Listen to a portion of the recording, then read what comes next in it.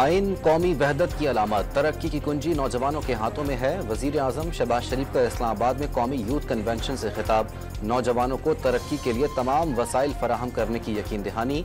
Convention में army chief भी शरीक हुए। IMF प्रोग्राम से मुतालिक गलत मालूमात फैलाई जा रही हैं। वजीर खजाना की वजाहत, सितंबर में एग्जीक्यूटिव बोर्ड से प्रोग्राम की मंजूरी की उम्मीद जाहिर कर दी। अवाम के पैसे से अवाम को बिजली बिलों में रिलीफ दिया तो क्या गलत किया? मरियम नवाज का सवाल।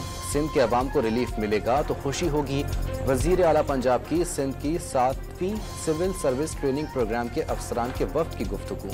वजीर दाखिला बलूचिस्तान जिया लांगू की कामयाबी का नोटिफिकेशन मुअत्तल। इलेक्शन ट्रिब्यूनल बलूचिस्तान का PB 36 कल्लात के 7 स्टेशन पर दोबारा पोलिंग का हुक्म। फैसलाबाद में गैर कानूनी असलहा केस में जेर हिरासत मुलजिम को रिश्वत लेकर छोड़ने वाले 3 अहलकार मुअत्तल, गिरफ्तार करके मुकदमा दर्ज कर लिया गया।